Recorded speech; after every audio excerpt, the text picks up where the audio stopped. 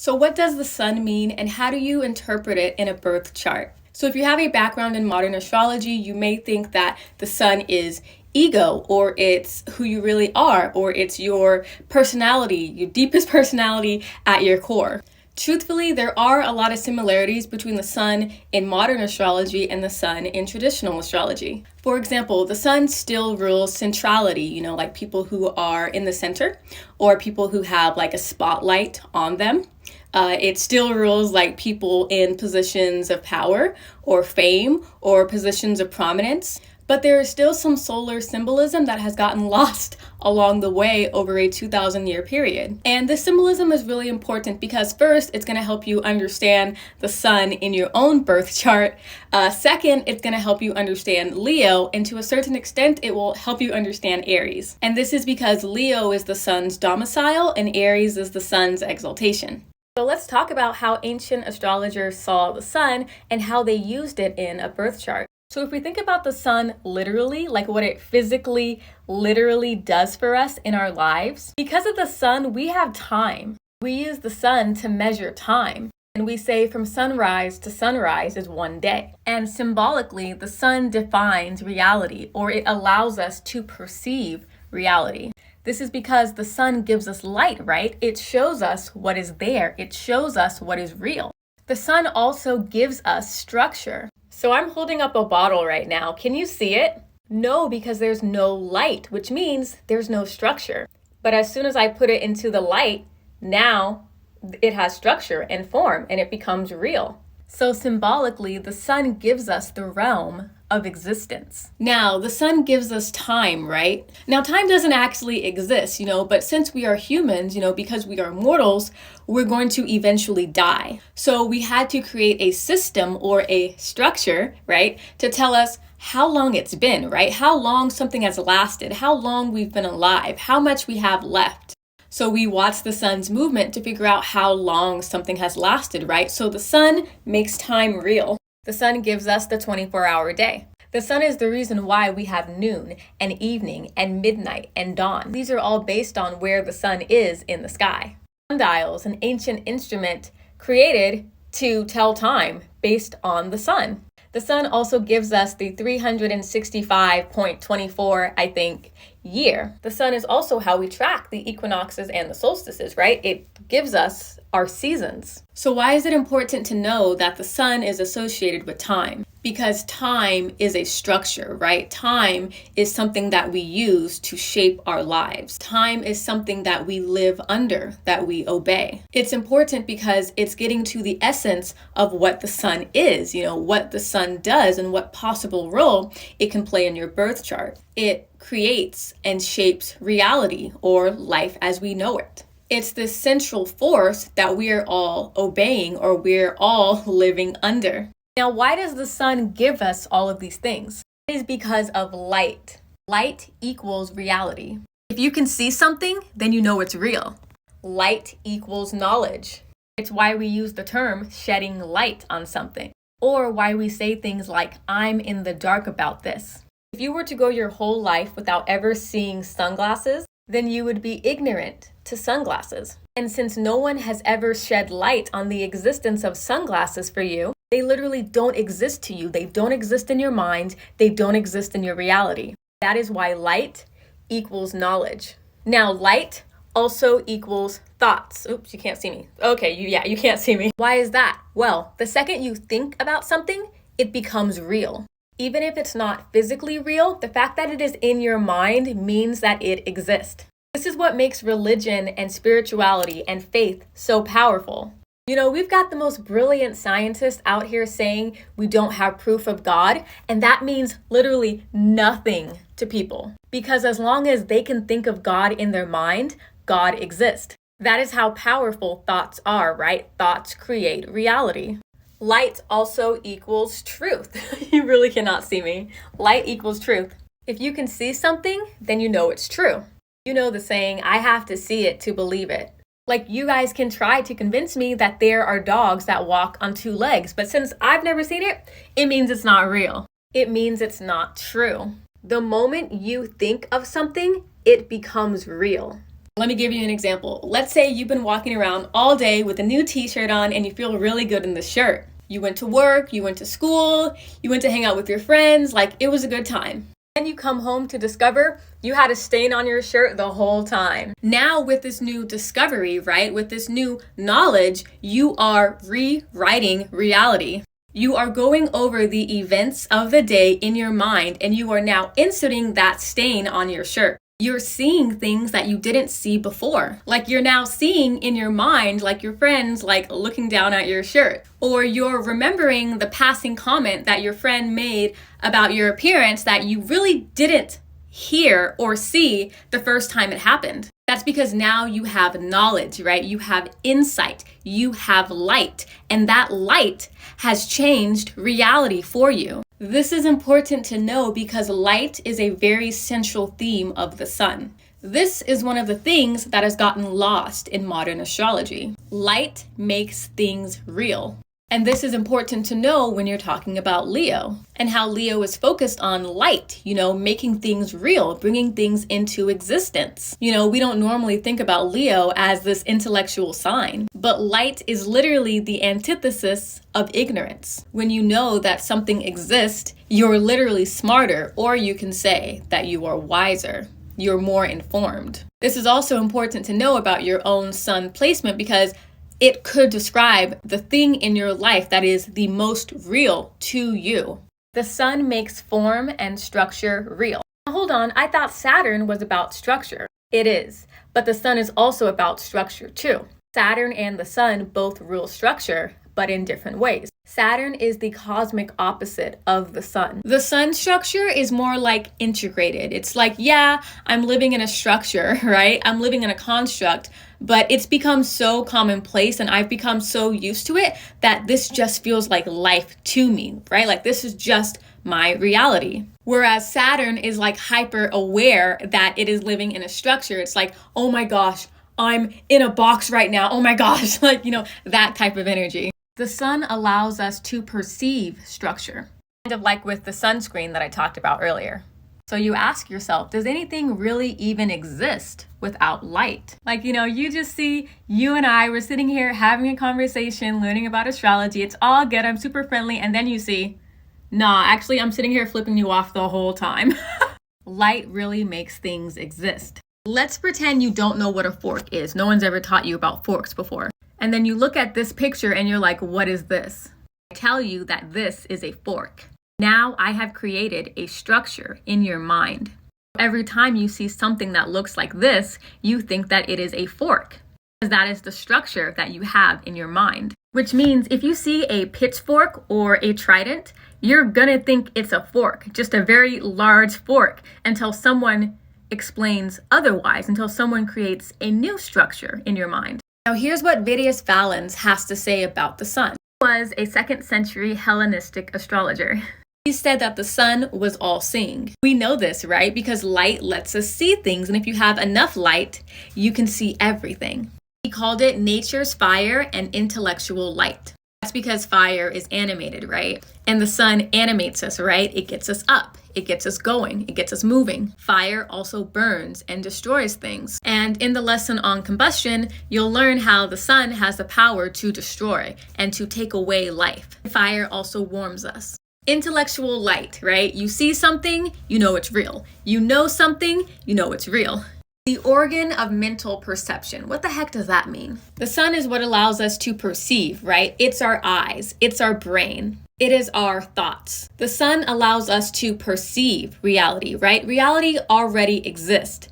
The sun just allows us to see it. The ordinance of the gods. The law of the gods, right? This is the law that the gods have set forth that we are meant to live under or abide under. And this is very esoteric, right? Like, don't think about it as like society laws, right? Like no stealing. These are laws like we are mortal, we grow, we die. I'm not Mrs. Impossible. I don't have an extendo arm. My organs are inside my body. I can't see with my eyes closed. I can't stop myself from thinking. It is these types of laws that Valens and many other ancient astrologers said that the gods put forth for us to abide under. And the sun is what allows us to really see those things, right? And remember how I said that Saturn is the opposite of the sun, right? Saturn is the antithesis of the sun. When we get to the lesson on Saturn and then eventually to the lessons on Capricorn and Aquarius, this is the type of shit that Saturn energy cannot cope with. These are limits, right? Saturn energy knows that there's more out there, but they are being confined or limited by the ordinance of the gods, right? The limits of reality, what is actually possible for us to do. Valens also says that the sun is responsible for form. Why can you not see me? Here are some other things that Valens says about the sun. The sun is kingship. Why is that? Because the king sets the law of the land. So the king is the one who sort of creates what the citizens, the type of life that the citizens are living, right? The king shapes the reality of others. Also, in ancient times, the king was believed to be chosen by God. Some cultures believed that the king was God, but others believed that the king was chosen by God. Intelligence, we talked about that a lot in this video already. Beauty, but this is not Venusian beauty, right? This is not aesthetics. This isn't about looking good, or this isn't about pleasing the senses or arousing an emotional reaction in someone. This is a different type of beauty, right? This is beauty like wholeness or fullness or completeness. When the sun illuminates something that was previously hidden or that was previously in the dark, it gives you a complete picture of what was going on, and that is beauty. Judgment. Okay, now judgment is an interesting one because it's usually connected to Saturn, but let's talk about why it is also connected with the sun. This isn't the type of judgment that results in punishment, right, or an outcome. Judgment is sort of being used like a synonym for perception. And you can think about it with distance, right? When you judge the distance between two things, you're not making value judgments. You're simply observing or seeing or perceiving the distance between two things. And that's what he means by judgment, right? It's like an observation. He also describes the sun as motion. And this one's pretty obvious, right? The sun moves across our sky. And in turn, we move because of the sun, right? We wake up and go to sleep and structure our lives in accordance to how the sun moves. Now, in terms of the solstices and the equinoxes, the sun is actually doing something very important. The sun is either always ascending, right? Always growing higher day by day until it reaches the summer solstice, or the sun is always descending day by day until it reaches the winter solstice. So there's a sense that the sun is always in motion, right? It's always moving toward something. It's always trending in one direction or another. And he also describes the sun as the father. Remember that this is ancient times, so this is based on the material conditions that were present in the 2nd century. Valens says the father because back then the father occupied the role of centrality within the family. If single family homes were common back then, he probably wouldn't have said father, he would have said parent. Or if mother-led families were common back then, he wouldn't have said father, right? He would have said mother. This is important because what he's really talking about is the one who is in charge, the one who sets the rules, the one who everyone follows, the one who shapes the family, right? Or the one who shapes it all. And that can be any person, right? He's just using language that made sense in his time. This is a really important point to know. The sun does not create time or reality or form. The sun allows us to see and observe and to recognize structure. Time is a structure, reality is a structure, form is a structure, right? These are all structures or constructs or concepts. It's important to know this because the sun is not God. Ancient astrologers did not think that the sun was God. Rather, they believed that the sun is what allowed us to see God or to see God's creations. And, time, reality, and form, these were all thought to be creations of God. The sun is not God, but it allows us to see God. Okay, now we have to have a conversation about God. Throughout all of these lessons, you will hear me say God. Now, when I say God, I'm not referring to the Christian God because I'm not Christian. And for a lot of people who have Christian backgrounds or who even have Christian trauma, it's kind of hard for them to hear the word God and not think of the Christian God. Hellenistic astrology was created in a time before the dominance of Christianity, so they weren't thinking about the Christian God either. When practicing astrology, it's really important to believe in a higher power. Like, it's kind of hard to be an atheist and be an astrologer because there's so many things you kind of just have to blame on God. Like, there are a lot of things that are unexplainable and you just say, oh, nah, it's because it's God, right? Like, God's the one doing it. For example, the sun doesn't create life. God creates life, but the sun allows us to see life. It allows us to see God's creation. Ancient astrologers did not think that the planets were God. Like, whenever God wanted to tell us something, he would arrange the planets so that we can see and we can know whatever he wanted to tell us. Planets are the messengers of God. The planets are carrying out God's plan or God's will. I recommend that you choose a higher power that makes sense to you. It can be your spirit guides, it can be your ancestors, it can be angels, it can be a specific deity that means a lot to you. You can think about it as the universe or the divine or the powers that may or the powers that be. I can't remember what the term is, but like, you know what I mean? It has to be something. That way we don't think of the planets as God and we don't think of the sun as God. This is very important because there's a Leo stereotype that they have a God complex because they think that they're God. And when you understand that the sun is not God, the sun helps us see God, well, then that Leo stereotype falls apart. Okay, let's go back to modern astrology. Here is what the sun does not rule. The sun is not your ego. I hate hearing that because then you get these stupid stereotypes about Leo and then Aries to a certain extent, that they're egotistical, that they're full of themselves, that they're conceited, that they have a big head. Ego just means self, right? And the sun is not who you are, right? Unless you are a Leo rising, the sun isn't describing who you are. Rather, the sun is describing the type of awareness that you have, the things that you perceive, the things that you know to be true, or the things that you believe to be true. Also, the sun is not your soul.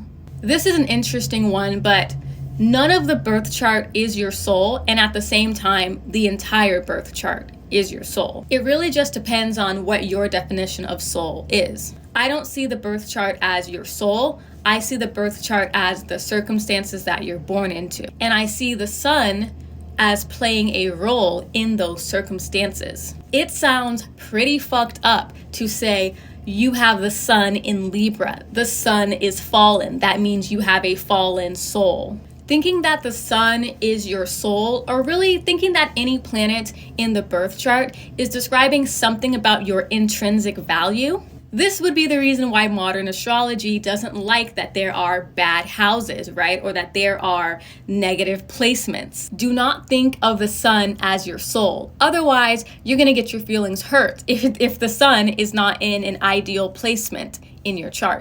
Likewise, the sun is not your personality and is not who you are deep down inside. Now, let's talk about what the sun actually symbolizes in a birth chart. The sun is going to symbolize the thing that makes the most sense to someone. Like if someone has the sun in the 9th house, it'll be 9th house topics that make the most sense to them. If the sun is in Gemini, Gemini things are going to make the most sense to them. It's hard to argue against sun sign astrology because what they're saying isn't entirely wrong. Sun sign astrology would say that Geminis are two-faced, right? But I would say that Geminis understand duality.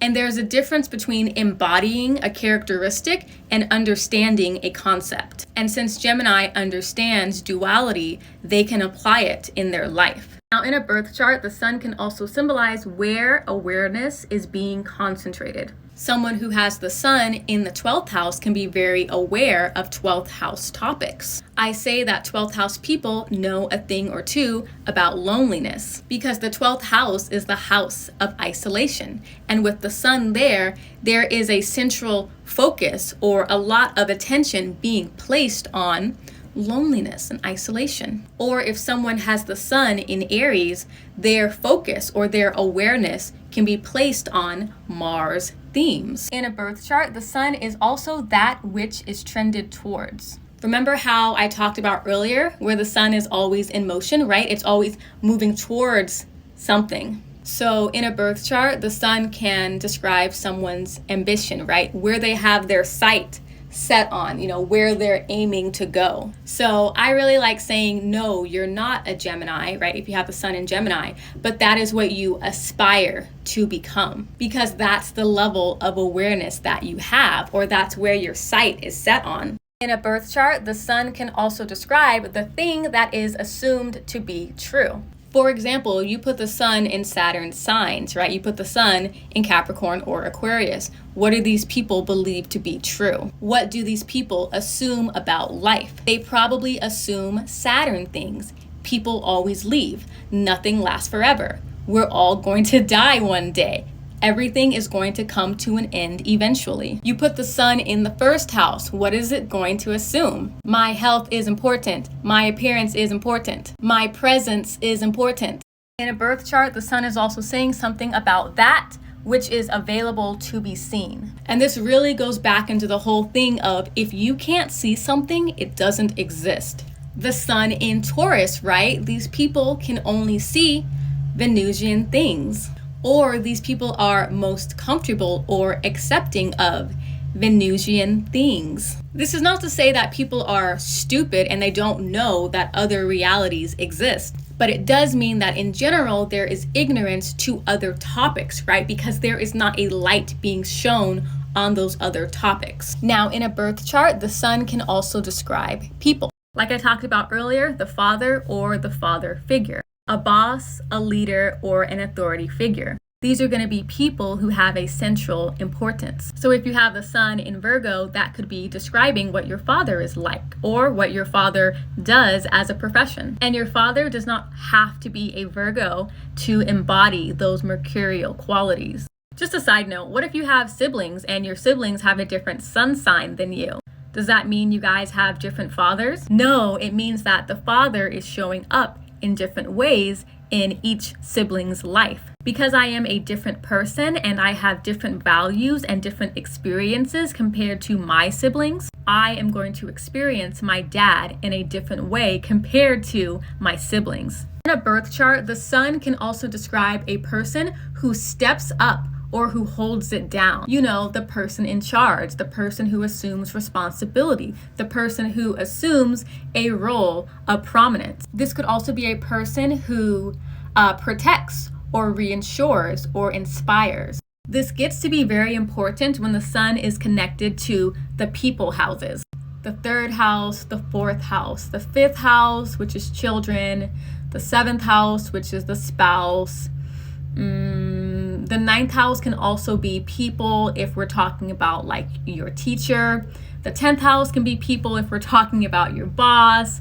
The 11th house can be people if we're talking about your friends. Having the sun in those houses or having the sun rule those houses can describe the type of personality or how these people show up in your life, right? They're protecting, reassuring, inspiring, they hold it down or they step it up. They're a father figure or they're a leader, an authority of some sort. It can also describe people who illuminate, people who are teachers and gurus and mentors and leaders, people who show you the light or who show you the way or who show you the truth. The sun can also be a symbolic representation of a place. This is going to be places of central importance, places of centrality or places of prominence. For example, the sun can describe a capital city because that's the hub or the central place or the place where decisions are made. Now, if we think about California, the capital of California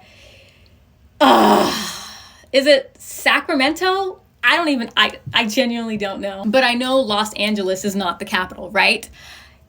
Los Angeles would still show up as the sun, right? Because Los Angeles, LA, is a place of central importance, right? It is a hub where lots of things kind of like feed into. Sacramento, or whatever the capital is, that would also be symbolized by the sun. In the United States, the sun would show up as Washington, D.C. In my home, Alaska, the sun would show up in two different places. It would show up as the capital of Alaska, which is Juneau, but it would also show up as Anchorage because that's the most populated city and it's where most things in Alaska are placed. When you're thinking about places that the sun rules, think about where the king is, right? Or where the king would be. The king is going to be situated in a very central place or location. If you have any questions about the sun or you need anything clarified, leave it in the comments. And I hope that this video allowed you to know the sun a little better.